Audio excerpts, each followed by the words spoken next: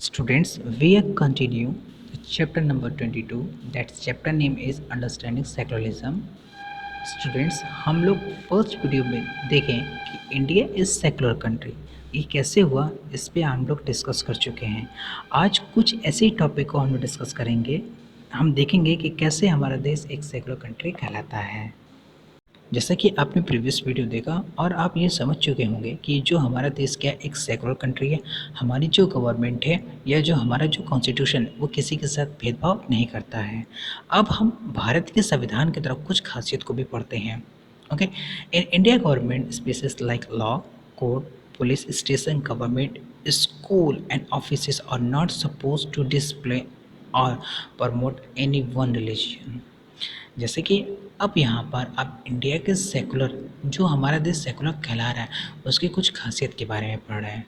जैसे कि आप यहाँ पे देख सकते हैं कि इन India government spaces like law, court, यानी कि जो हमारा जो कोर्ट होता है, पुलिस स्टेशन होता है, गवर्नमेंट स्कूल होते हैं और ऑफिसेस होते हैं, वो किसी एक धर्म को प्रोटेक्ट नहीं कर सकते या वो डिस्प्ले नहीं कर सकते, ना उसे प्रमोट कर सकते हैं।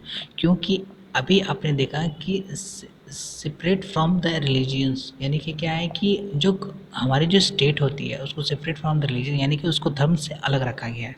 और हर स्टेट के अंदर क्या होती है, गवर्नमेंट होती है।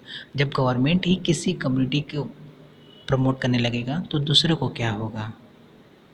इसे एक एग्जाम्पल के थ्रू आप समझ सकते हैं। जैसे कि आप यहाँ पे देख सकते हैं, लिखा है in order to respect the sentiments of all religion and not interfere the religion practices.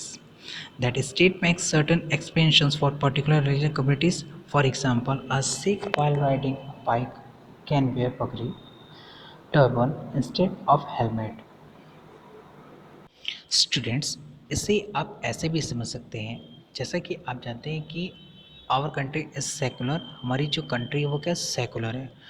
जैसा कि यहाँ पे लिखा है in order to respect the sentiments of all religions, यानी क्या है कि जो हमारी जो संविधान है वो सबको एक बराबर का दर्जा देता है, किसी के साथ भेदभाव नहीं कर सकता। ठीक है, state makes certain expansion of particular religious community, यानी क्या है कि एक ऐसी समुदायों के लिए हमारी जो सरकार है उनके लिए कुछ अलग से कानून बना सकती है। फॉर एग्ज़ाम्पल, आप देख सकते हैं a Sikh while riding bike can wear pagdi, जिसे टर्बन बोलते हैं। आप देखते हैं जो पंजाबी लोग होते हैं वो क्या पहनते हैं, पगड़ी पहनते हैं।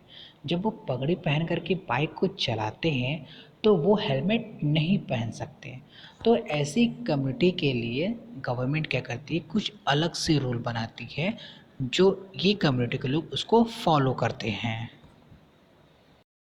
And second topic is Indian secularism prevents the domination of majority over minority is through a strategy of intervention. For example, untouchability was religion-based exclusion and discrimination of lower castes. In Hindu, so the Indian constitution bans untouchabilities. Students, जैसा कि अभी आपने समझा कि जो हमारी जो देश है वो सेकुलर है, वो किसी भी धर्म में भेदभाव नहीं करता या किसी को प्रमोट नहीं करता। लेकिन अगर किसी धर्म के अंदर यह देखा जा रहा है कि जो निम्न तबके के लोग हैं, जिनके साथ उच्च कास्ट के लोग उनके साथ गलत व्यवहार कर रहे हैं, जैसे छुआछूत, उनको पढ़ने ना देना, या ऐसे समाज के अंदर अगर ऐसी चीज़ें देखी जा रही हैं तो संविधान के द्वारा उनके विरुद्ध कार्रवाई की जा सकती है जो इनका लोग पालन नहीं करते। कहने का तात्पर्य है कि संविधान में सब लोग इक्वल कहा गया है, यानी we the people of India. संविधान की प्रस्तावना में सबसे पहले ये बात कही गई है कि सब लोग एक बराबर है।